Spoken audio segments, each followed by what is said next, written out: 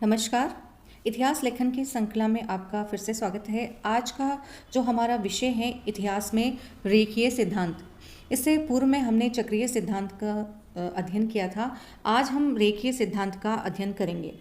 जैसा कि मैंने पहले बताया था कि इतिहास जो है अनवरत चलने वाली प्रक्रिया है, तो चक्रीय सिद्धांत में वह गोल गोल जो है चक्र की भांति घूमता है।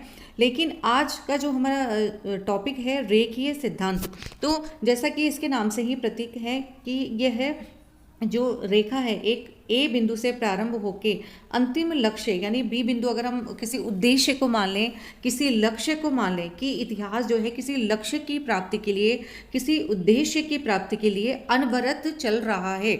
उसकी जो प्रक्रिया है वो अनवरत चल रही है, रुक नहीं रही, सीधी रेखा में चल रही है। सीधी रेखा में वो लगातार किसी उद्देश्य की प्राप्ति के लिए आगे बढ़ रही है। इतिहास की रेखीय अवधारणा मुख्य रूप से पश्चिम के विद्वानों द्वारा प्रतिपादित की गई। इसका जो प्रतिपादन है पश्चिम के विद्वानों द्वारा किया गया।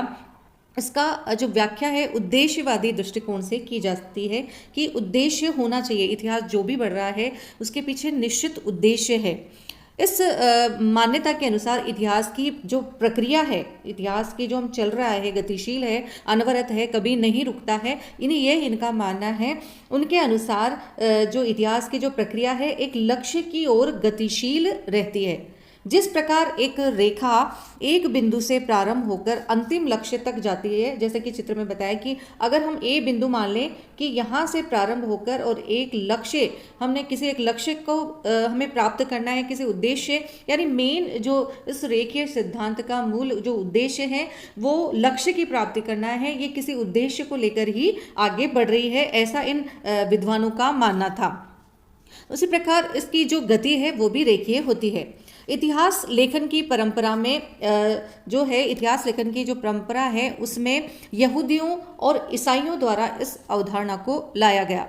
18वीं शताब्दी तक इतिहास लेखन की जो संकल्पना थी वो मुख्य रूप से रेखीय ही बनी रही। इसमें यह भी कहा गया कि इतिहास की सक्रियता तब तक बनी रहती है जब तक इच्छित ढंग से ये चलती रहती है। जब वह मोड़ ले लेती है तो ये सक्रियता समाप्त हो जाती है। तो ये आप इस अर्थ को समझिए कि उनका उद्देश्य यही है कि वो निश्चित एक रेखा में चल रही है, निश्चित ढंग से, इच्छित ढंग से हम अगर उस अंतिम लक्ष्य को प्राप्त कर लेते हैं तब तो वो सही है। लेकिन जैसे ही ये अगर मुड़ जाती है तो वो जो उसकी जो सक्रियता है वो समाप्त हो जाती है। इतिहास की प्रगतिवादी विचारधारा में भी ये माना है कि इतिहास एक लक्ष्य रखता है एवं उस लक्ष्य की ओर वह गतिशील रहता है। अगर हम इनकी विशेषताओं की तरफ ध्यान दें कि रेखीय में क्या क्या विशेषता होती है, तो जैसे पहली विशेषता कि इतिहास में क्या होना चाहिए, एक लक्ष्य होना चाहिए। रेखीय सिद्धांत की प्रथम विशेषता क्या है कि इतिहास में एक लक्ष्य होना चाहिए, एक उद्देश्य होना चाहिए। दूसरी, अंतिम इतिहास की संकल्पना, यानी उसका जो अंत है वो इतिहास की संकल्पना को लेकर हो। और यह जो तीसरा हम कह सकते हैं ये कभी न रुकने वाली प्रक्रिया है, अनवरत प्रक्रिया का होना। तो ये तीन चीजें हैं, इतिहास में लक्ष्य का होना, अंतिम इतिहास की संकल्पना और अनवरत प्रक्रिया का होना। रेखीय सिद्धांत में अर्थ को खोजा जाता है और इतिहास में एक लक्ष्य जो है वो उद्देश्य है। यानी क्या मतलब अर्थ क्या है उसको खोजा जाना और उद्देश्य क्या है उस लक्ष्य को प्राप्त करना, ये इसमें इम्पोर्टेंट है। लक्ष्य व उद्देश्य की प्राप्ति में ही इतिहास आगे बढ़ रहा है, इतिहास आगे अग्रसर हो रहा है। अगर कोई उद्देश्य नहीं है, अगर कोई लक्ष्य नहीं है तो वो इतिहास नहीं चलेगा। इसलिए इस जो मतलब रेखीय सिद्धांत है उसमें यह कहा जाता है कि किसी निश्चित लक्ष्य का होना, किसी उद्देश्य की प्राप्ति के लिए ही इतिहास होता है, इतिहास की संकल्पना होती है।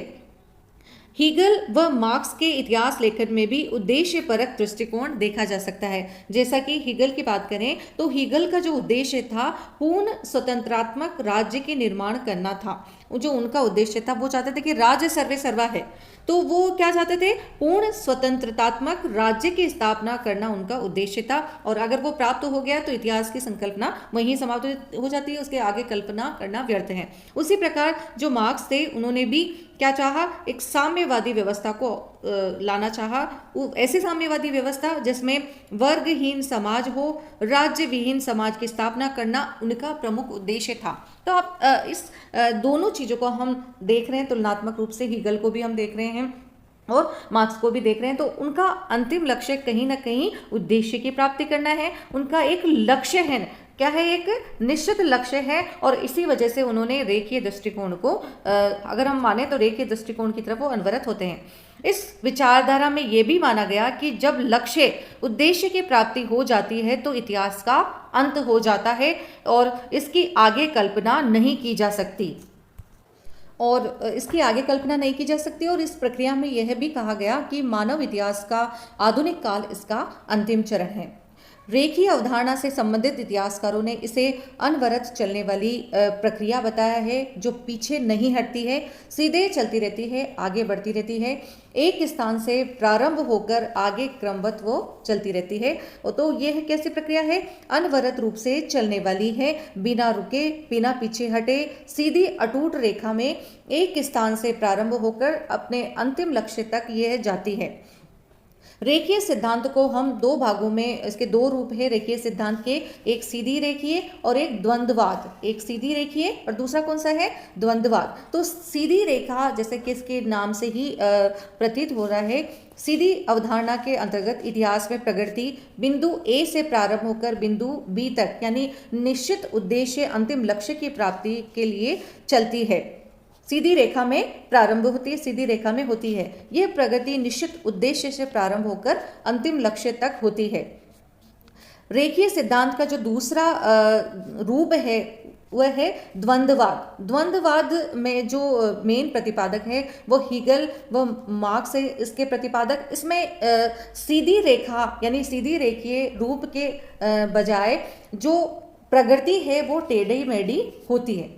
दोनों में आप अंतर देखिए, एक में क्या हो रहा है? सीधी रेखा, तो वैसा ही नाम है सीधी रेखीय, और दूसरा क्या है? द्वंद्ववाद। दूसरा कौन सा है? द्वंद्ववाद। और द्वंद्व मतलब उसमें द्वंद आते रहते हैं, टेढ़े मेढ़े विकास क्रम आते रहते हैं। कैसे आते रहते हैं? टेढ़े मेढ़े, न कि सीधे। सीधी रेखा में सीधा लक्ष्य प्राप्ति के लिए सीधी रेखा जाती है और द्वंद्ववाद में जाता है टेढ़ा मेढ़ा। और इन्हीं टेढ़े मेढ़े को उन्होंने, जो टेढ़ा मेढ़ा विकास क्रम है, उसे उन्होंने वाद, प्रतिवाद, संवाद के रूप में व्याख्या दी है। यानी जो टेढ़े मेढ़ा विकास क्रम हो रहा है, इतिहास की जो प्रगति हो रही है, किस वजह से हो रही है? वादों की वजह से, प्रतिवादों की वजह से। जो संवाद हो रहे हैं अलग अलग लोगों के द्वारा समाज में, उनको उन्होंने इस टेढ़े मेढ़े क्रम में बताया है कि इतिहास जो है सीधी रेखा के बजाय कैसा चलता है? टेढ़ा मेढ़ा, कभी भी सीधा नहीं चलता। लेकिन तो इस प्रकार इसके दो रूप हैं, एक कहता है सीधी रेखा में चलता है और हीगल और मार्क्स बोलते हैं कि इसका जो क्रम है वो टेढ़ा मेढ़ा चलता है। किंतु रेखीय सिद्धांत में अनेक सीमाएं देखी जा सकती हैं। हम ये नहीं कह सकते हैं कि रेखीय सिद्धांत जो है बिल्कुल सही है। इस सिद्धांत के जो उद्देश्य है उसको हम कहते हैं प्रगति, यानी उद्देश्य की प्राप्ति को प्रगति कहते हैं। किंतु इतिहास में अनेक स्थानों पर यह नियम प्रयुक्त नहीं हुआ है। तो उद्देश्य क्या है? उद्देश्य की प्राप्ति को वो क्या कह रहे हैं? प्रगति। लेकिन अगर हम सब जगह देखें तो ये जो नियम है प्रगति का, वो सभी जगह प्रयुक्त नहीं हो सकता, क्योंकि इतिहास में प्रत्येक क्षेत्र में प्रगति हुई हो यह आवश्यक नहीं है। यह चिंतन का विषय है कि क्या रेखीय गति में जिस प्रकार विज्ञान के क्षेत्र में प्रगति हुई, तो क्या उतनी ही प्रगति कला में हुई, साहित्य में हुई, नैतिकता में हुई? दूसरी ओर हम ये भी पाते हैं कि मानवीय इतिहास में मानव ने सदैव प्रगति नहीं की है, उसे पीछे भी चढ़ना पड़ा। ऐसा नहीं कि वो सीधा सीधा ही बढ़ रहा है, कभी कभी वो पीछे भी आया है और कभी वो ठहर भी गया है। तो ये जो रेखीय सिद्धांत कहता है कि सीधी रेखा में चलता है, तो ऐसा हमेशा ही संभव नहीं है। मानव को कभी पीछे भी चलना पड़ा है, कभी रुकना भी पड़ा है।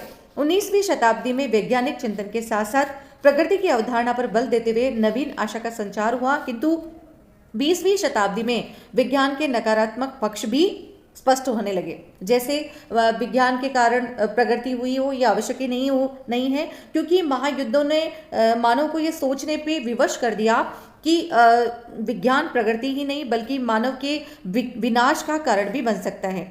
क्योंकि इतना अगर हम महायुद्ध देखें, प्रथम विश्व युद्ध, द्वितीय विश्व युद्ध, उसमें कितनी जनधन की हानि हुई है, विज्ञान की प्रगति हुई है, वहीं पे भयंकर हानि भी हुई है।